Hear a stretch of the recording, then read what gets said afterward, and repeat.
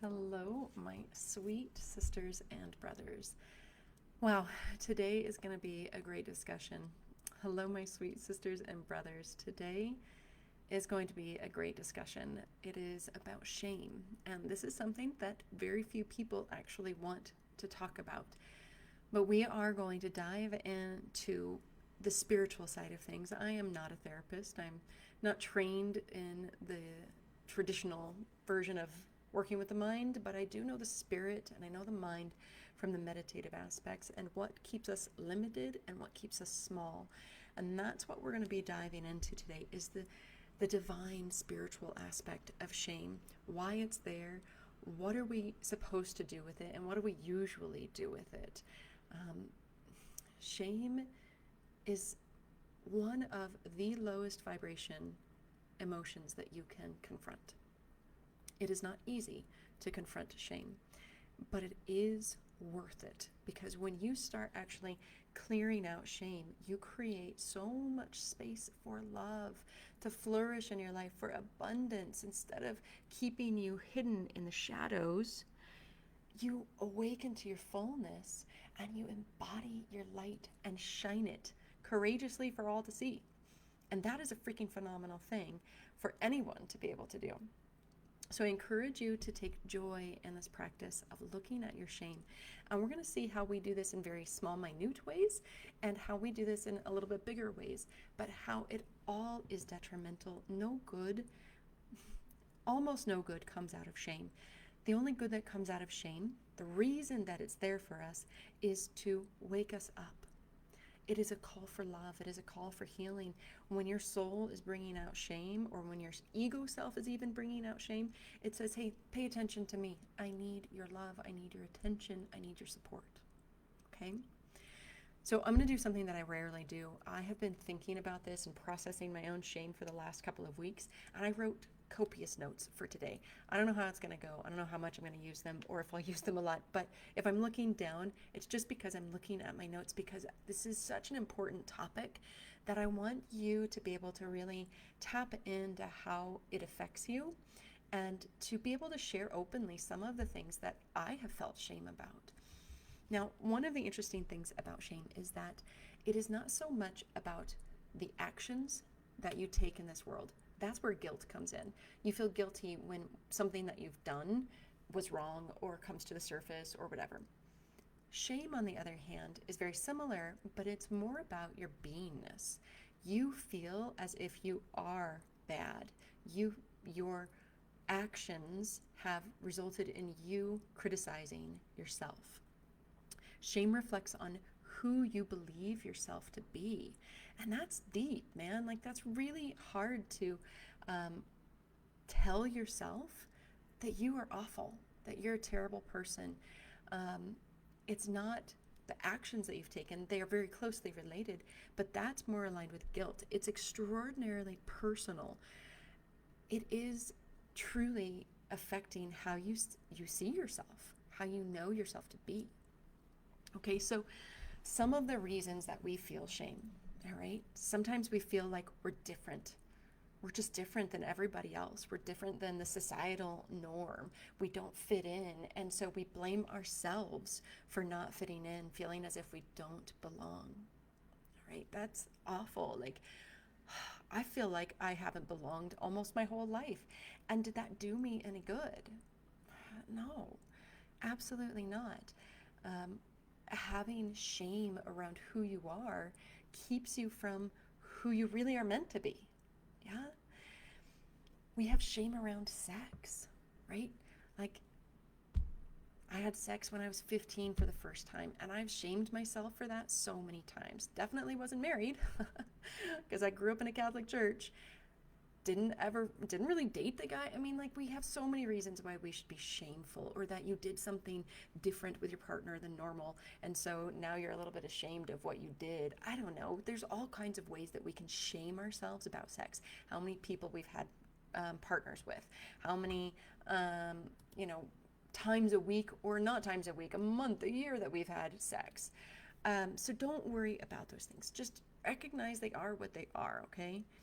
Now, one that's really awful is body shaming. For so many years, I thought my upper middle thighs were horrific, right? Like, because they touched. That's it. I'm not fat. And even if you are in a larger body, who cares? Can you love yourself just as you are right now? If you want to change yourself, you will. And if you don't, you're going to love yourself anyways because you deserve your love. That you have tricep flabbiness, that you have too round of a belly, that you don't have strong enough pecs as a man. I mean, there's so many things that we can shame ourselves over, that we're too big or that we're too small.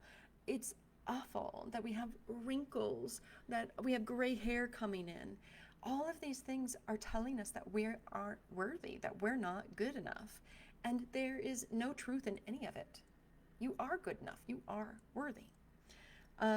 People shame themselves over their career or their lack thereof career, that they're not doing enough in life, that they aren't meeting the expectations of their parents or their spouses or whomever, that they aren't even living up to their own expectations.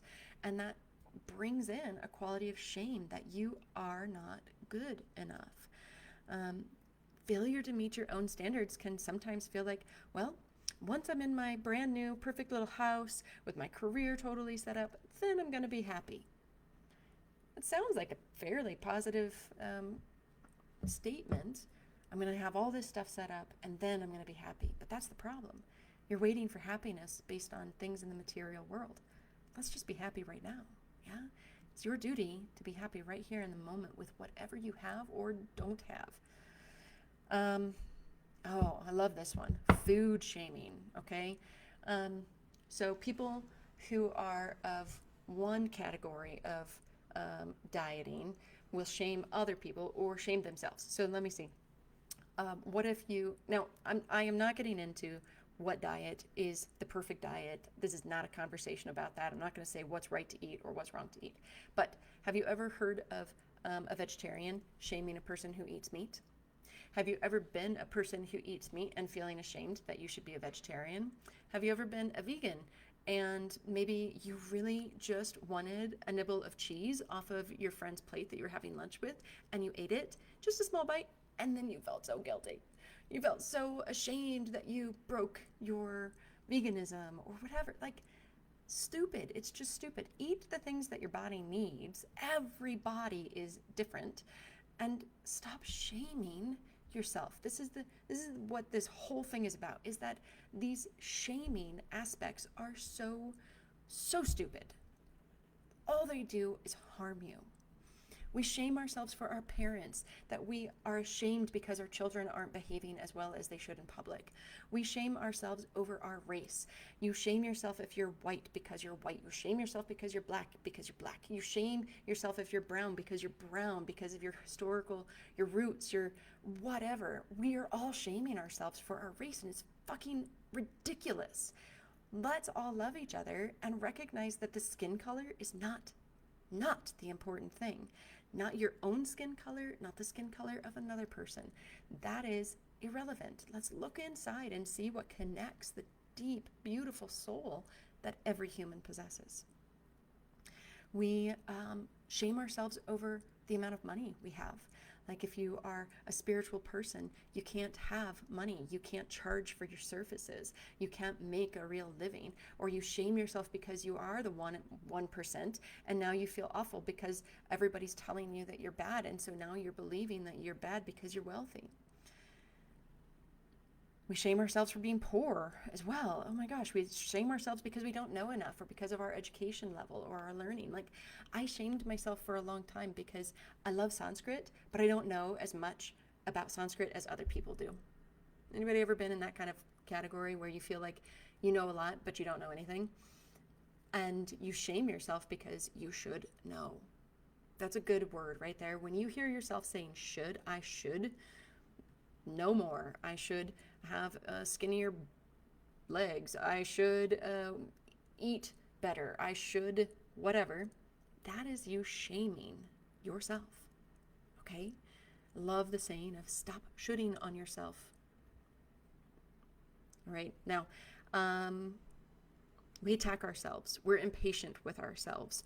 We feel like we're stupid, that we're powerless, that we're undeserving. We fail to meet our own expectations, and therefore we feel as if we're not good enough.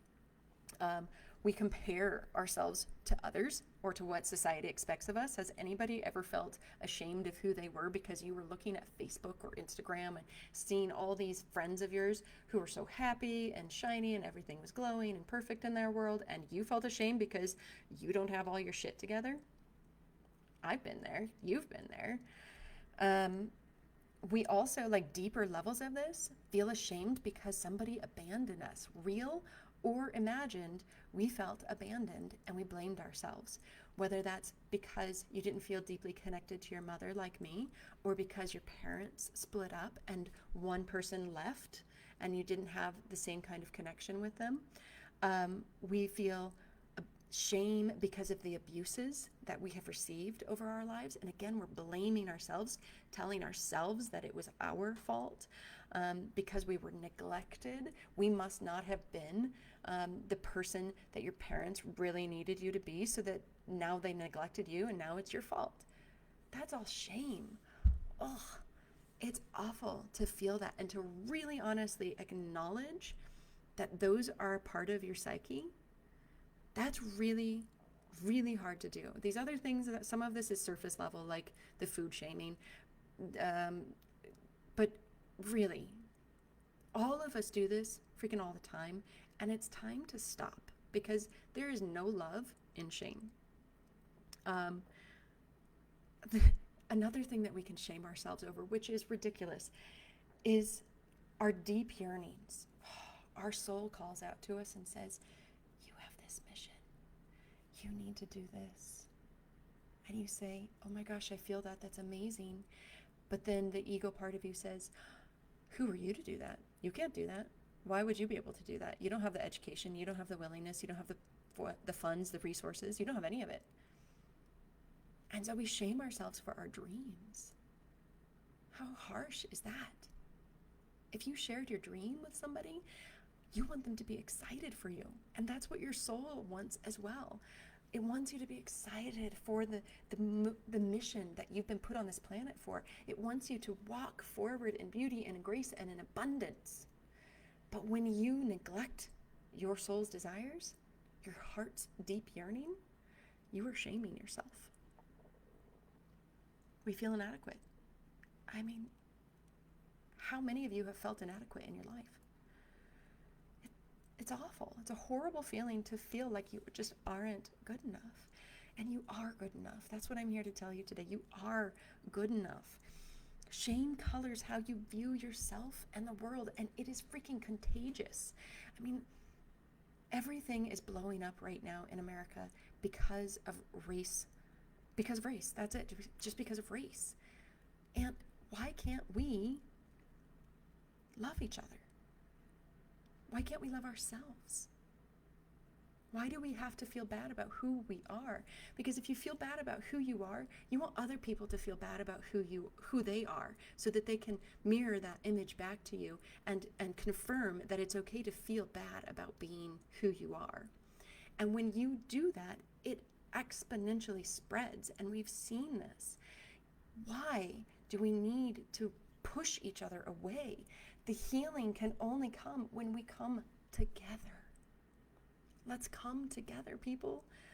We have to heal inside so that we can come together. So, some ways that our bodies and our minds and our emotions will respond to shame. Okay, you've probably felt almost all of these in the past.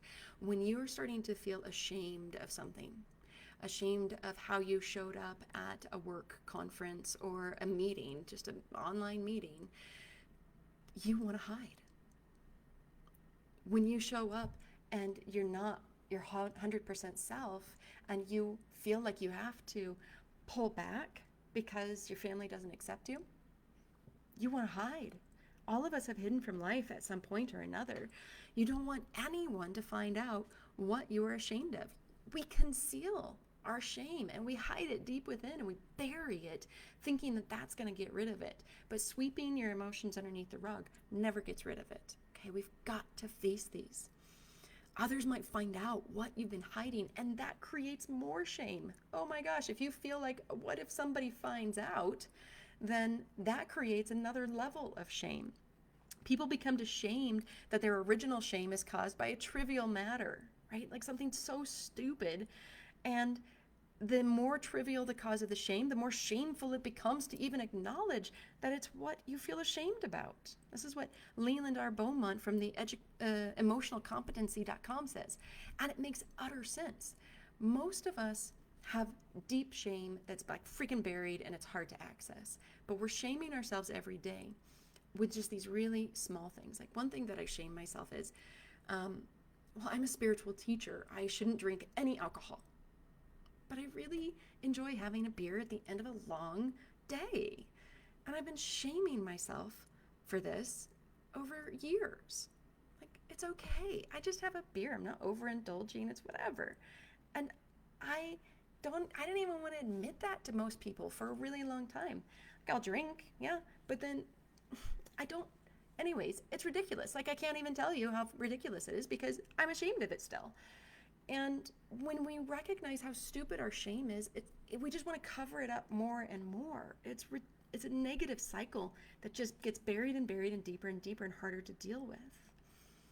When we are dealing with this shame, we are not embodying our fullness. We do not see ourselves as whole and complete beings. We see ourselves as fragmented bits, separate from who we really are. And we are never separate from who we really are. It's just our mind that tells us that we are separate. So we can't live on our wholeness if we're in the emotion of shame. We feel inadequate. And when we feel inadequate, misery loves company. So we want to tear other people down so that they feel inadequate as well. And you feel more powerful. You can do this on very small scales, or you can do this in like a narcissistic kind of scale where they tear other people down so that they feel more powerful. But all of us do this probably at some point in our life and to varying degrees. I mean, another way that we respond to shame is that you really truly believe that there is something wrong with you, that you are too much or not enough, that you are broken, that you are damaged, that you're no good, you're wrong, you're sinful. I mean, take it to any level that you want to, but you feel horrible about yourself and that you are the problem. And that devalues who you are. You don't know your self-worth. And if you don't know your self-worth, you are not going to show up in this world and really make the true impact that you're supposed to. When we feel shame, we often shame others, or we direct that unresolved anger and tension toward other people. We've probably felt this in close, intimate relationships before. A lot of us have our own things and then we take it out on somebody else. You've all been there before. It relocates the shame in another person, and then in such a way it becomes contagious. Just like I was talking about with race, that shame of race becomes contagious, and it is like a wildfire when it is set. It also diminishes your will to thrive in the world. You don't have the enthusiasm to take on life. You don't have the willingness and the energy to really confront anything that's coming at you with love and with grace and with joy and with beauty and excitement and enthusiasm, because you're freaking exhausted. You're worn out. And it definitely lowers your self-esteem and your self-worth. It also affects your body physiologically. So a physiological response can show up without you knowing the original cause of it. So these things might be in your body and you're like, well, I have that, but I don't think it's because of shame. Well, look at it a little deeper. It's not the only cause for these different physical sensations, but it is part of it. So my MO was always nausea. And I did not connect my nausea with shame for a really, really long time. For me, nausea was about, okay, I'm not digesting life, which is also true, but it was also me not digesting life and blaming myself for why I wasn't digesting life. Does that make sense? Yeah. We can have other digestive issues in association with shame because we're holding it all in. We're tightening our gut. We can have chest tightness. We felt that with anxiety before. Lethargy. You just don't want to do anything. It's like your will to live and thrive just goes away, even if it's momentary or temporary.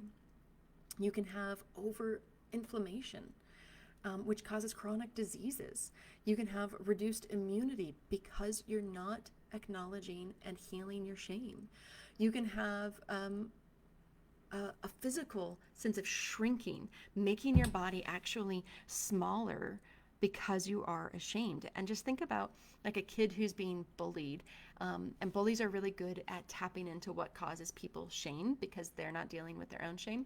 So they're really good at it. But imagine that kid who's being bullied and shamed. They just kind of want to hide and curl up and go away. And that's what we do even as adults. There might even be flushing of the skin because you're embarrassed. Definitely, if you're feeling shame, you're not looking somebody in the eyes. You are diverting your eyes, and most of the time it's looking down, okay? All of this does more harm than good. So if you are starting to see any of this, you're like, oh, whoa, I divert my eyes down a lot. Maybe you should look at that and just say, okay, self, I'm going to look at this today. I'm going to be open to receive whatever wisdom you have. And tell me what's really going on when I'm diverting my eyes, looking down. What am I really doing? What am I not acknowledging? What am I not looking at? Yeah. Janine Fournier, she says that shame comes from thinking a belief that is untrue. Absolutely right. Either by a standard set by society, your family, or yourself through observation and interpretation. We are interpreting our lives constantly. And when we are interpreting it through the lens of shame, we are continuously diminishing our self-worth, our value, and our ability to live our lives fully. So what do we do about it? What do we do about it? Well, healing comes through shifting our perspective. Okay? When you start to recognize that shame is present in your life, no matter how small or big it is, we have to start to see it. We need to be able to observe when these things are happening and when we can feel the negative self-talk in our minds. Go, oh, hey, negative self-talk, there you are again. I see you. Call it out. When you see your eyes diverting, when you feel nausea, the only way, okay, so I don't have stomach problems. I mean, I had ulcers when I was a kid because of this, I think. Or what was it? Acid reflux, whatever. But when I started calling out my nausea, which wasn't really caused by anything physical, it was all energetic and emotional, I'd say, nausea, you're here. What are you telling me? What are you showing me here? But when you start to have a communication and a dialogue with your body, then it allows you to open up to the possibilities that that piece of shame, that piece of knowledge that your body's giving you, that information of nausea, of lethargy, of inflammation, those kinds of things, they are there as messengers. And when you can call it out and see it with love, it's more willing to tell you what it needs to tell you. So then you can grow, you can heal, you can evolve.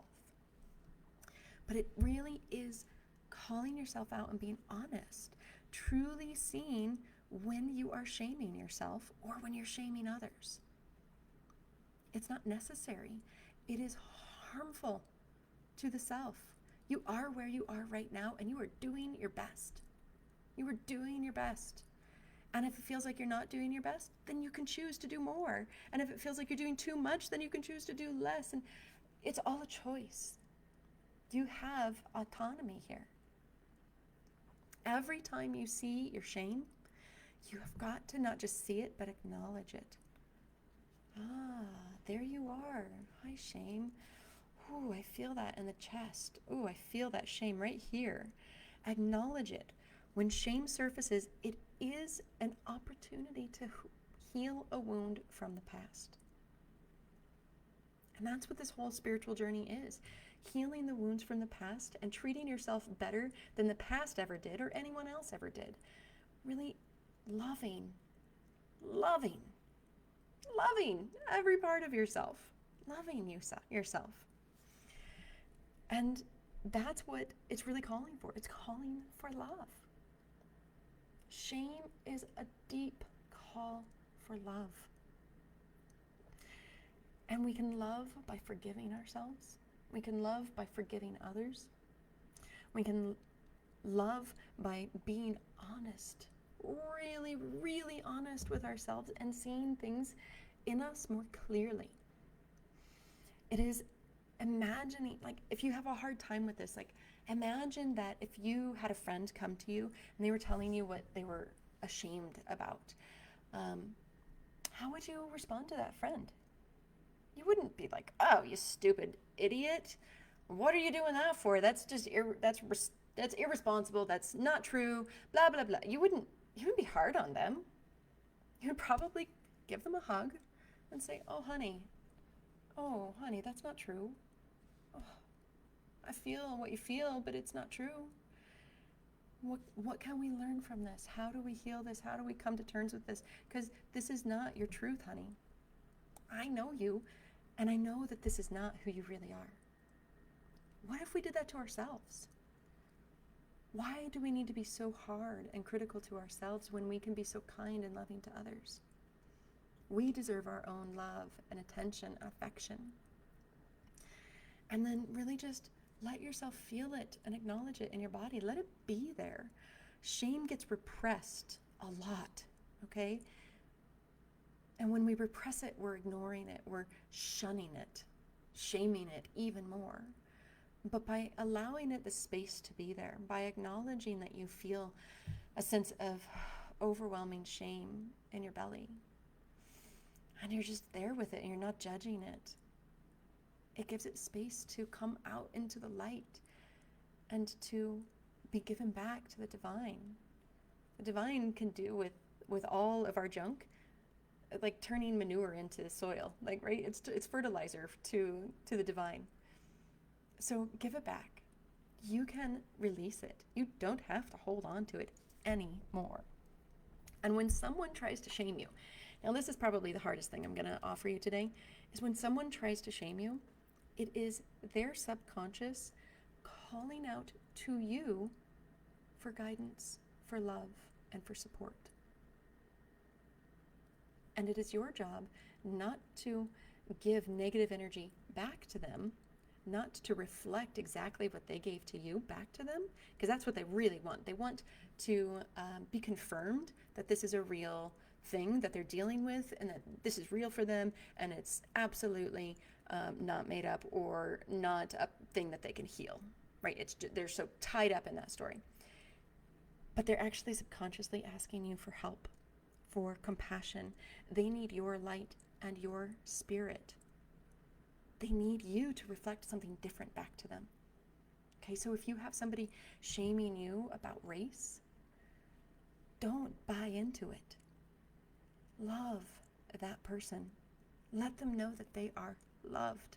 And that person might resist, totally might resist, okay? I'm not saying that this is like a magic pill and everything's going to be hunky-dory, but hiding your light and your spirit from this person has never helped anyone.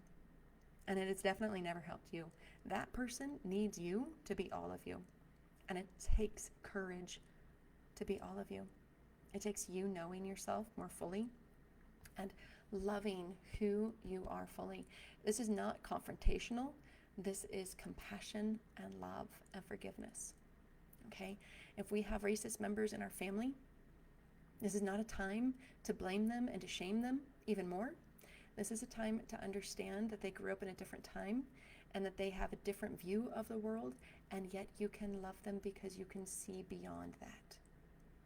Now you might have wonderful, open-hearted conversations with them, not to blame them, but to really embrace them and to enfold them into maybe a bigger view of the world.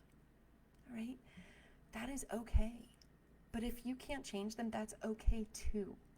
They just need you to be all of you. And I think the world needs all of us. That's what this shutdown has been for, is for us to embody who we really are, to know ourselves more fully so that we can understand the world more fully. This is a call for more light, more love. And it basically is just a call for you to be willing to love yourself more. All your mistakes, all your failures, everything that you've ever been ashamed about. Love it all. Love how many times you've had sex. Love how much you drink about right now. Like, I'm a path of moderation, so like I don't really overindulge in a lot of stuff, maybe anything, but just love who you are right now. And if you love who you are and you recognize that you're overindulging, then you will be willing to change and evolve into something new and something different. But if you aren't there yet, it's okay. If your parents or your grandparents or whomever is challenging you with race or with shame in a different way, telling you that you're not good enough, that you're not smart enough, that you're never going to make that kind of money, it is a call to love. Wrap those people in love. You don't have to do anything. Just sit back, have a gentle little Mona Lisa smile on your face, and wrap them in love, because that's what's going to heal the world. Okay? I hope that this all made sense. It is imperative that we realize that shaming is not ever going to help this world, and it's not going to help ourselves. So it is a call to be who you are and to love all of you. Shadow doesn't exist without light, and light only comes through shadow, right? Think about the darkest dark of night. Light comes through it and wakes us up to the morning. It's gorgeous. It's beautiful. So love the shadow aspects so that the light can shine through it. There's something there for you to learn and grow from.